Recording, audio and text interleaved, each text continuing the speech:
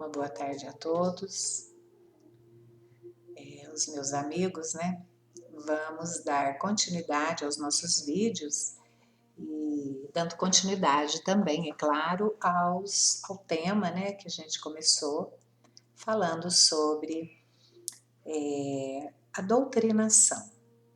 E a gente faz uma leitura aqui também do que Allan Kardec nos ensina no Evangelho segundo o Espiritismo, no capítulo 28, item 81, que é possível, por meio de instruções habilmente dirigidas, despertar o arrependimento e o desejo do bem nos espíritos endurecidos e perversos. Tem também uma lição extraída do caso Ximene, né, relatado por Allan Kardec no livro, né, de sua autoria, O Céu e o Inferno, na segunda parte, no capítulo 7º, que mostra-nos que devemos ter a paciência na tarefa de regeneração dos espíritos endurecidos, porquanto, como sabemos, o Espiritismo não torna ninguém perfeito, nem mesmo seus mais crentes adeptos. Então, a crença é o primeiro passo. O segundo passo é a fé, e o terceiro, a transformação. Então, nós não passamos de um estágio para o outro assim, por um passe de milagres, né? Existe todo um processo para que a gente atinja e consiga essa evolução, né? Gradualmente. E André Luiz, ele nos diz, ele recomenda, né? A dirigentes e esclarecedores ou dialogadores e a todos os que participam das reuniões mediúnicas, que tenham sempre em mente os 13 princípios que são a seguir enumerados. O primeiro, desobsessão não se realiza sem a luz do raciocínio, mas não atinge os fins a que se propõe sem as fontes profundas do sentimento. Número 2, esclarecimento aos desencarnados sofredores se assemelha a uma psicoterapia e a reunião é tratamento em grupo, na qual, sempre que possível, deverão ser aplicados os métodos evangélicos. A parte essencial ao entendimento é atingir o centro de interesse do espírito preso a ideias fixas, para que se lhes descongestione o campo mental, sendo de todo impróprio por causa disso quaisquer discursos ou divagações desnecessárias. Aquelas doutrinas que a gente ainda vai mencioná-las, assim, longas, infindáveis, né, falando muito, é desnecessário. Os manifestantes desencarnados, seja qual for sua conduta na reunião, são, na realidade, espíritos carecedores de compreensão e tratamentos adequados, a exigir paciência, entendimento, socorro e devotamento fraternal. Cada espírito sofredor deve ser recebido como se fosse um familiar nosso exatamente querido. Agindo assim, acertaremos com a porta íntima através da qual lhe falaremos ao coração. Número 6. Pelo que ouça do manifestante, o esclarecedor deduzirá que o sexo a que o espírito comunicante tenha pertencido, a que o comunicante tenha pertencido na precedente existência, para que a conversação elucidativa se efetue na linha psicológica ideal. Então é muito importante saber disso. Os problemas de animismo ou de mistificação inconsciente que porventura surjam no grupo devem ser analisados sem espírito de censura ou de escândalo, cabendo então ao dirigente fazer todo o possível para esclarecer com paciência e caridade os médiuns, né, e os desencarnados envolvidos nesses processos. Número 8. É preciso anular qualquer intento de discussão ou desafio com os espíritos comunicantes, dando mesmo razão algumas vezes ao manifestante infeliz e obsessor. O número 9, nem sempre a desobsessão real consiste em desfazer o processo obsessivo de imediato, porquanto em diversos casos a separação do obsidiado e obsessor deve ser praticada lentamente. Porque nós já ouvimos dizer que existe uma relação, assim, uma ligação entre o obsessor e o obsidiado, às vezes pelo tempo que faz, ou pelo grau de envolvimento realmente no sentido, se for uma vingança, se for uma cobrança. Então, às vezes, aquilo fica tão imantado um ao outro que não se consegue fazer esse desligar com tanta rapidez. É preciso trabalhar com os dois, né? São um trabalho que é feito nos dois planos, o obsessor e o obsediado. O número 10. Quando necessário, o esclarecedor poderá praticar a hipnose construtiva no ânimo dos espíritos sofredores, quer usando a sonoterapia para entregá-los à direção e ao tratamento dos instrutores espirituais presentes, com a projeção de quadros mentais proveitosos ao esclarecimento, quer sugerindo a produção e ministração de medicamentos ou recursos de contenção em favor dos manifestantes que se mostrem menos acessíveis à enfermagem do grupo. O que ele quer dizer aqui? Pode-se aplicar, né, sonoterapia, ou seja, colocar o espírito para dormir ali, ou inclusive fazer a projeção, né, de quadros mentais proveitosos de quando dos muitos erros ou até dos acertos, dos momentos felizes, né, do afeto que o espírito conquistou, que todos nós temos. Por mais desafetos que tenhamos, nós temos seres afetuosos que nos acompanham, que nos querem bem, né? Então, às vezes, demonstrar esse tipo de coisa para esse espírito, né? E, às vezes, utilizar recursos de contenção, né? Com socorro espiritual mesmo, tendo em vista essa situação. Não se deve constranger os médiuns psicofônicos a receberem os desencarnados presentes, atentos ao preceito da espontaneidade, fator essencial ao êxito do intercâmbio.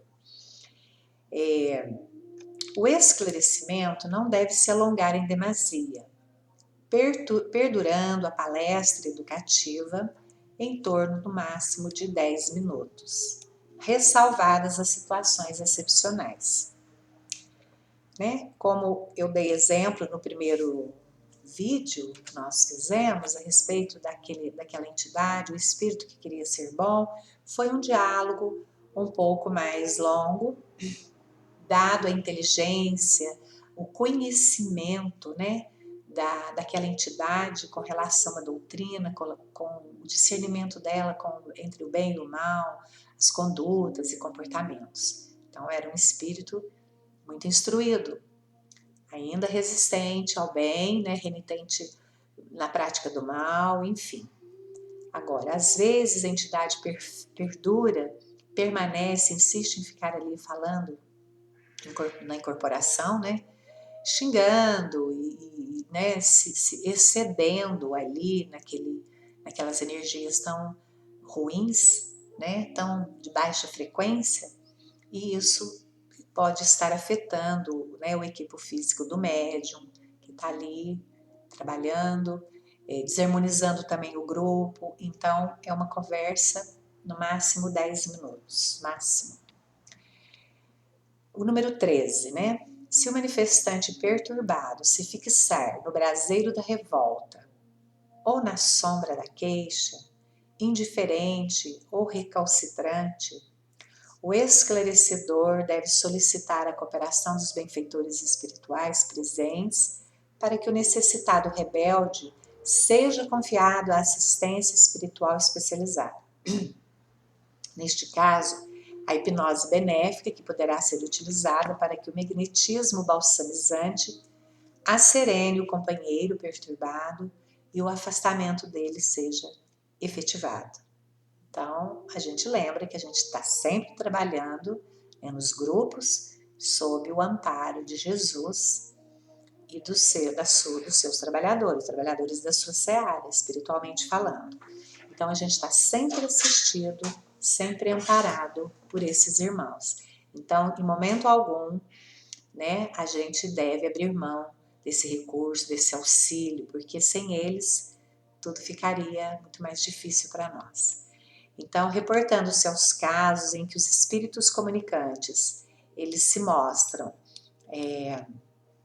demasiado remitentes, a ponto de perturbar os trabalhos, sugere-nos Herculano Pires que aí o melhor a fazer é chamar o médium a si, fazendo-o desligar-se do espírito perturbador.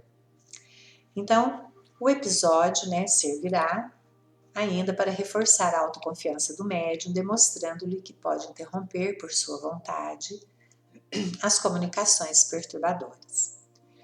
O espírito geralmente voltará em outras sessões, né? Mas então, provavelmente já tocado pelo efeito da doutrinação e desiludido de sua pretensão de dominar o ambiente. Herculano C. Miranda afirma que no início os espíritos em estado de perturbação, eles não estão em condições, né, psicológicas adequadas à pregação doutrinária. Eles necessitam, então, de primeiros socorros, de quem os ouça com paciência e tolerância.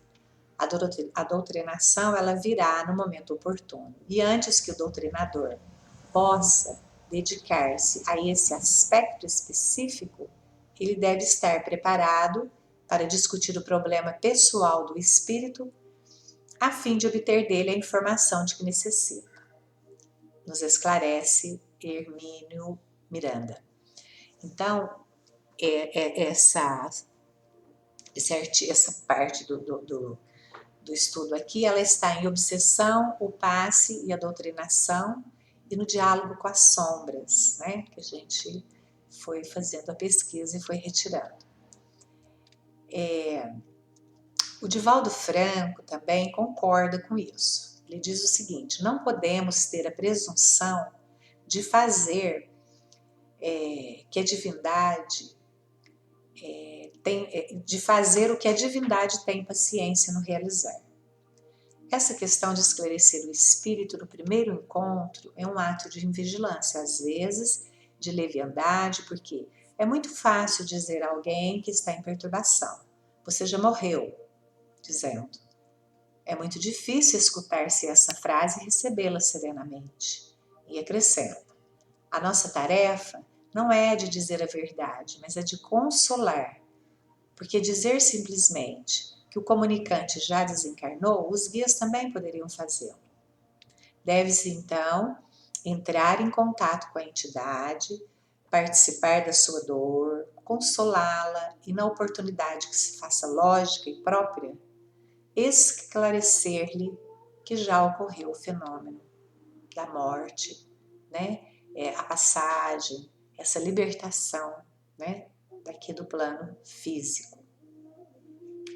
Então a tarefa, ela assemelha-se ao chamado atendimento fraterno, né? Lembra muito o atendimento fraterno que as casas espíritas dispensam aos encarnados que buscam, né? Buscam socorro, no qual é mais importante ouvir do que falar. Então, ideia essa defendida pela conhecida médium e escritora Sueli Caldas Schubert.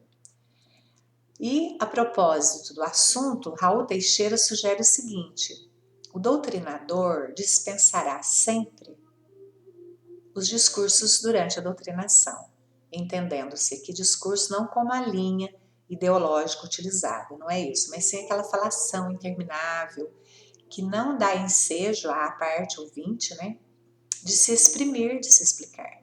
Que a primeira condição é ouvir, é iniciar um diálogo, né, com a entidade, mas ouvi-la. Por mais perturbada, por mais perversa, por mais seja o que for, ela acredita nas razões dela. E o papel do dialogador é justamente mostrar o reverso de tudo isso para ele. Então, muitas vezes, na ânsia de ver as entidades esclarecidas e renovadas, o doutrinador se perde numa excessiva e cansativa cantilena, né, de todo improdutiva e exasperante. Então, o diálogo com os desencarnados deverá ser sóbrio, deve ser objetivo, consistente, né, ponderado, e permitindo aí no caso, boa assimilação por parte do espírito e excelente treino lógico para o doutrinador. Tem que estar aliado ao diálogo firme, enérgico, objetivo, mas não desprovido aí, né, da paciência, da amorosidade, né, da energia boa que é vibrada para aquele ser naquele momento. Então, essa parte também foi tirada, né, foi expressada num seminário sobre mediunidade por Sueli, em 2000, no Centro Espírita Nosso Lar, em Londrina, e é denominado Diretrizes de Segurança. Então, vou falando aqui porque é bom se algumas pessoas quiserem fazer mais pesquisas, né? E a gente vê que Roque Jacinto também, ele fala que a paciência inscreve-se como uma das virtudes maiores de todos os que se dedicam à tarefa de doutrinação das entidades desencarnadas. A paciência, diz ele, é filha do amor sábio. Por isso é que, envolvendo os nossos semelhantes com as vibrações de nosso amor, poderemos ouvi-los dissertar longamente sobre os seus problemas, sem nos atirarmos à empreitada de demoli-los ou censurá-los, pois sabemos que eles se levantarão um dia. Então, são irmãos caídos hoje, mas que em algum momento eles vão despertar a sua consciência e se erguer, começar a fazer o caminho certo. E a ironia jamais nos assolará a ação de revide, nem a ímpeto de agressão, porque acolheremos a nossa humilhação como degraus de escada evolutiva. Então, nunca revidar, nunca discutir, não ter ímpetos agressivos. O espírito obsessor provavelmente terá, né, dado a seu estado, mas o dialogador, o doutrinador, o esclarecedor, né, eles adotam o nome de esclarecedor, né, ou dialogador, que tem uma conotação um pouco diferente de doutrinador, que nós iniciamos lá no segundo vídeo explicando. Então, saber ouvir é tão importante quanto falar, saber calar é tão urgente quanto redarguir, né?